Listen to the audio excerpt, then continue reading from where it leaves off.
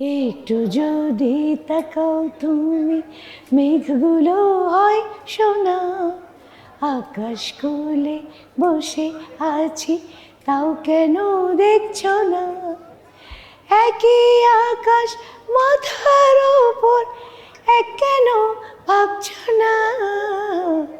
আকাশ কোলে বসে আছি, তাও কেন দেখছো না?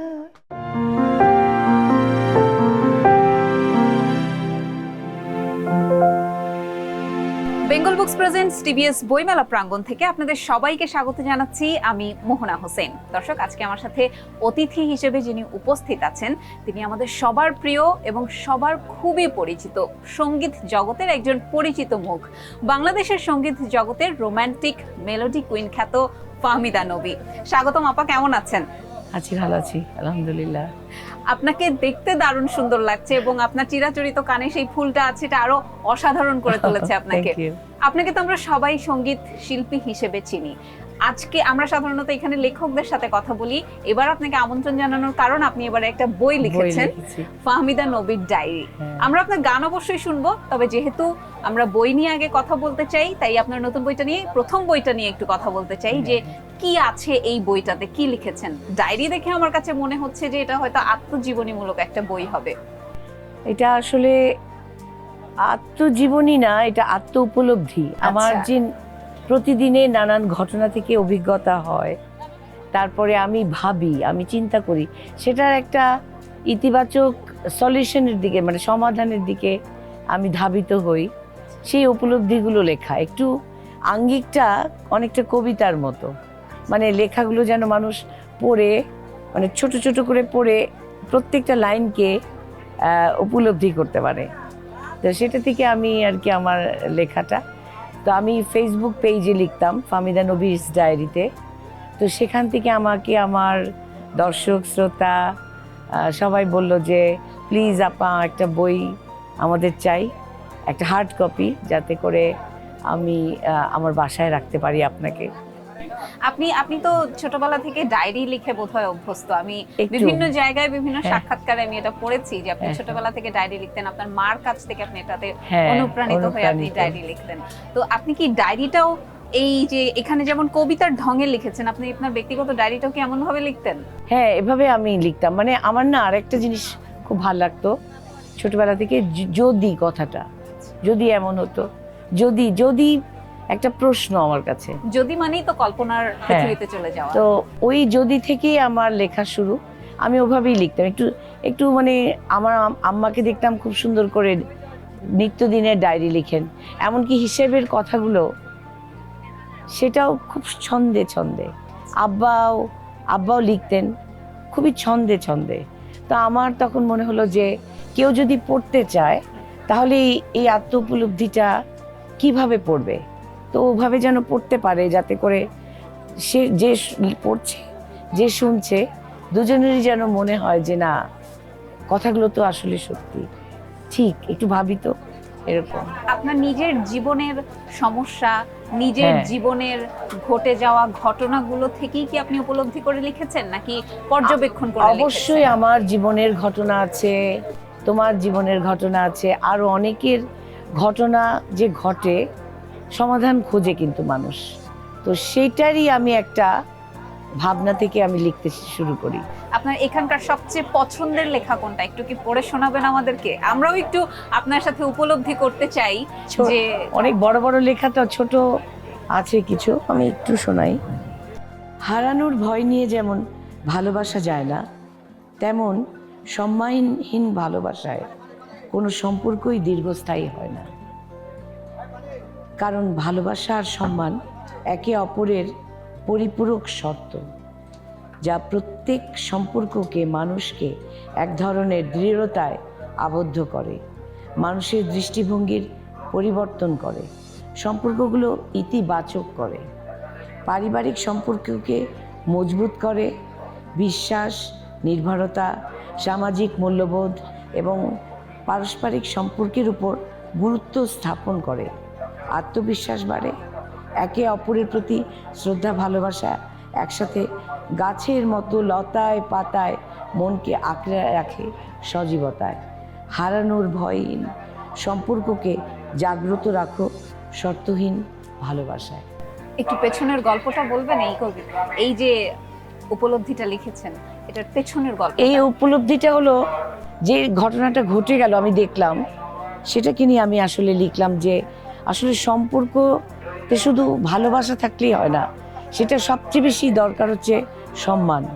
আমি যদি একটা সম্পর্ককে সম্মান না করি, সেটা আসলে চলে যাবে যতই চেষ্টা করি। তা আমার সামনে একটা আমি দেখলাম সম্পর্ক মানে গড়ে উঠেছে, কিন্তু ওইটাকে নিয়ে চলতে পারছে না। তখন দেখলাম যে শুধু ভালোবাসা না, এখানে অনেকগুলো ক্রাইটেরিয়া আছে, দায়িত্ব আছে। ভালোবাসায় জাগ্রত থাকার ব্যাপার, সচেতন থাকার ব্যাপার, যে তার কি লাগবে। প্রত্যেক পরিবারেই তো থাকে প্রেম বলো, ভালোবাসা বলো, যাই বলো, আসলে সম্মান ছাড়া কিছু হয় না। তখন ওদেরকে আমি এটা ওদের ঘটনাটা নিয়ে আমি এটাই লিখলাম। এই ঘটনাটাই কি মানে আসলে আপনার জীবনে কোনো ঘটনা ঘটেছিল কি? আমার জীবনে না, আমি আশেপাশেও দেখি। আচ্ছা, তো ওরা আমাকে যখন বারবার বলছে ওরা দুজন দুজনকে ভালোবাসে, তা আমি দেখলাম দুজনের কথা শুনে একজন আরেকজনকে সম্মান করে না। তখন আমি ওটা আরো বেশি, আর সত্যি কথাই এটা, যে সম্মান ছাড়া তোমার কোনো কিছুই তৈরি হবে না। এমনকি তুমি যদি একটা গাছে পানি না দাও, দায়িত্ব না নাও, গাছটা মরে যেতে পারে। কারণ ঘরের ভেতরে তো বাতাস কিংবা বৃষ্টি ঢোকে না, দরকার আছে ওখানে তোমার নার্চার করা। তুমি পানি দেবে, সার দেবে, তখনই তো ফল দেবে। ভেতরের অংশটা আমি বলছি, এই ভেতরের যে একটা মানুষ, সে যেন আসলে নিজের ভেতরে একটা নিজস্ব সম্মান তৈরি করে। সত্যি তাই। যেন আমি যা দেখছি, যা বলছি, যা ভাবছি, সেটার উত্তরটা যেন প্রশ্ন থেকেই চলে আসে, এরকম আর কি। আপনার লেখার সাথে চিন্তার তো দারুণ একটা মিল পেয়েছি। আমি আরো একটা মিল পেয়েছি, সেটা হচ্ছে বইয়ের প্রচ্ছদের সাথে আমি আপনার খুব সুন্দর একটা মিল পাচ্ছি। এখন যেমন প্রচ্ছদ, আপনি কিন্তু বাস্তবেও এভাবেই সেজে এসেছেন। হ্যাঁ, এই বইয়ের প্রচ্ছদটা চিন্তা করেছে কে? এটা আসলে আমার বোন তানজিদা নবী, ও তো আর্টিস্ট। ও বলছে যে তুমি তোমাকে আসলে হাইলাইট করো, ফুলটা দাও, যাতে করে এমন একটা ছবি বের করো যেটা তুমি, কিন্তু ছবিটা আর্ট হবে। আচ্ছা, তো এই প্রচ্ছদটা করেছে চারু পিন্টু। ও আমার কথা শুনে ওইভাবে, আমি বলছি ফুলটা দাও। ফুলটা হচ্ছে ট্রেডমার্ক, আমরা ফুল দেখেই বুঝতে পারবো এটা ফাহমিদা নবী। হ্যাঁ, তো সুন্দর করে দিল, ভালো সুন্দর। আমারও ভীষণ পছন্দ হয়েছে। আমার মনে হয় যে আপনি বইয়ের প্রচ্ছদটা এখানে রাখলে একদম খুব সুন্দর করে আপনার একটা পোর্ট্রেট পাওয়া যাচ্ছে। হ্যাঁ, যেমন আমি ধরো আরেকটা কথা লিখেছি, সেটা হলো যে তুমি প্রজাপতির পেছনে ছুটে ছুটে অকারণ সময় নষ্ট না করে তুমি নিজেই একটা বাগান গড়ো, যে বাগানে প্রজাপতি আসা যাওয়া করবে, আর তুমি চা খেতে খেতে সেটা দেখবে। মানে আমি দেখলাম যে মানুষ শুধু খুঁজে, শুধু সুখ খুঁজে, শুধু কি সুখ পাওয়া যায়? সেটার জন্য একটা বাগান তৈরি করতে হয়, কষ্ট করতে হয়, এফোর্ট দিতে হয়, সংগ্রাম করতে হয়, হতাশায় থাকতে হয় না, এই আর কি। আপনি তো ছোটবেলা থেকে খুব সংস্কৃতি মনা একটা পরিবারে বড় হয়েছেন। হ্যাঁ। এই যে বইটা প্রকাশ করলেন, সঙ্গীতের কথা তো আমরা সবাই জানি, লেখালেখির জগতে পা রাখার চিন্তাটাও কি ওই প্রভাবেই হয়ে গেছে? আমি আসলে ছোটবেলা থেকেই লেখাপড়া করি, তখন থেকে আমি কতগুলো আমার ক্যারেক্টার ভাল লাগতো। আমার যেমন শেষের কবিতা, আমার সাবসিডিয়ারি ছিল বাংলা, তো আমি কবিতায় লাবণ্যর ক্যারেক্টারটাকে পড়তাম, কতটা দৃঢ় একটা মেয়ে। কিংবা ছোটবেলার যেমন ধরো হৈমন্তীর ক্যারেক্টার, তো তারপরে আরও নানান রকম সব কিছু নিয়ে। আর আমার যে গানের যে ধারা, সেটার মধ্যে একটা গল্প আছে, জীবন বোধ আছে। মানে যেমন মুখটা একটা শুরু হলো, তারপর কি হলো, তারপর একটা গল্প, শেষে উপসংহার, ধারাবাহিক একটা গল্প থাকে আমার গানে। তো সবারই গানে থাকে, তো আমি ওটাকে ওইভাবে আমি দেখি। যখন আমি গান গাই তখনও কিন্তু আমি একটা উপসংহার খুঁজি, আমাকে শেষে তো একটা কিছু বলতে হবে। প্রেমেরই গান হয়তো হলো না, কেন হলো না সেটার একটা ব্যাখ্যা আছে এবং ডেলিভারি, আমার গানের অন্তরাতে একরকম, মুখে একরকম, শেষে আরেক রকম, শেষ অন্তরায় একটু একটু ভ্যারাইটিস থাকে। তো সেরকম আমি লেখার মধ্যেও সেটাকে নিয়ে আসি যে যত কিছুই বলি, নেগেটিভ পজিটিভ সব বলে লাস্টে আমি আসলে আমার একটা কথা বলবো, হতাশ হয়ে পড়ো না, সামনের পথে এগিয়ে যাও, নিজেকে সংগ্রামী একজন মানুষ হিসাবে নিজেকে জয় করো। আমার কথা এটাই। দারুণ দারুণ বলেছেন। শুধরে নাও আর কি, শুধরে নিতে হবে। সামনে কি আরো বই প্রকাশের পরিকল্পনা আছে? এখানে তো আছে মাত্র 100টা লেখা। তো 100টা লেখা, আমার তো অনেক লেখা হয়ে গেছে, হয়তো আসবে ধারাবাহিকভাবে আরো আসবে। তার মানে আরো অনেক লেখা জমা আছে। হ্যাঁ, তার মানে আমরা আরো দারুণ কিছুর অপেক্ষা করতেই পারি। হ্যাঁ, আমাকে এখন বলে কি একটা গল্প লিখতে, আমি আবার গল্পতে খুব ডিটেকটিভ একটা ক্যারেক্টারে চলে যাই। আচ্ছা। হ্যাঁ, আমার খুব উন্মোচন করতে ভালো লাগে, মানে খুবই, মানে এটা আমার জীবনের ধরো অনেক নানান ঘটনা থেকে আমার আসলে উপলব্ধি হয়েছে, একটা ডিটেকটিভ মাইন্ড না থাকলে আমার খুব পছন্দ হচ্ছে শার্লক হোমস। হ্যাঁ, তারপরে আমার অনেকগুলো ক্যারেক্টার ভালো লাগে। তো এই যে শার্লক হোমসের যে বুদ্ধি, তার ব্যাখ্যা, তার বৈজ্ঞানিক ব্যাখ্যা, তার চতুরতা, তার বুদ্ধিদীপ্ত হাতটা চলা আমার খুব পছন্দ।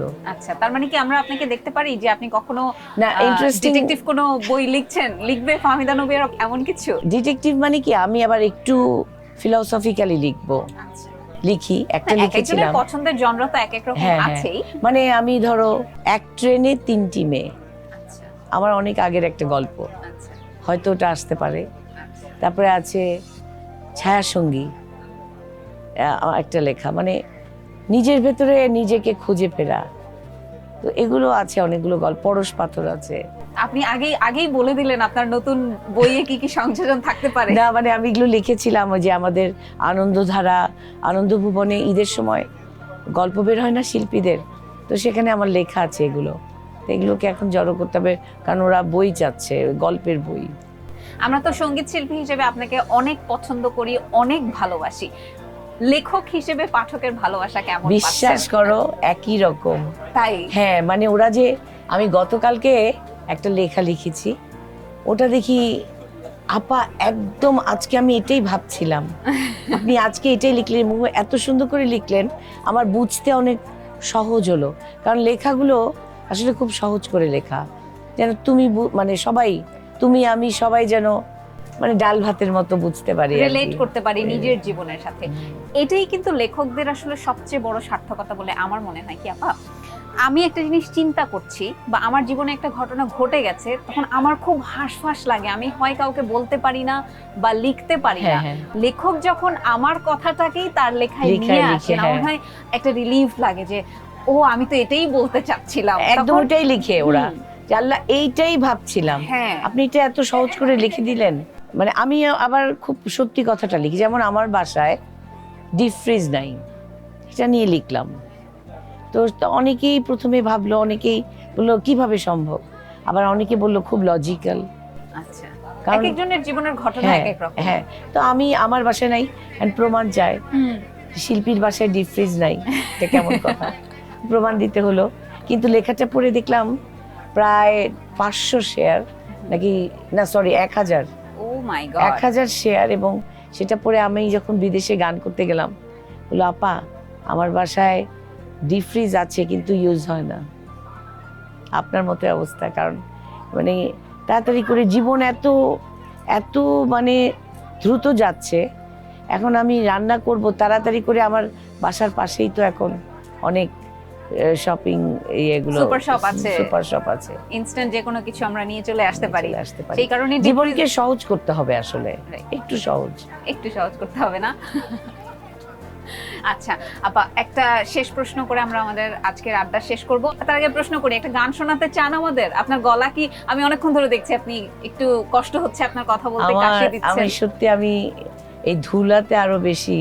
আচ্ছা আমি এক লাইন একটু শোনাই। ঠিক আছে। একটু যদি তাকাও তুমি, মেঘগুলো হয় সোনা, আকাশ কোলে বসে আছি তাও কেন দেখছো না, একই আকাশ মাথার উপর, এক কেন ভাবছো না?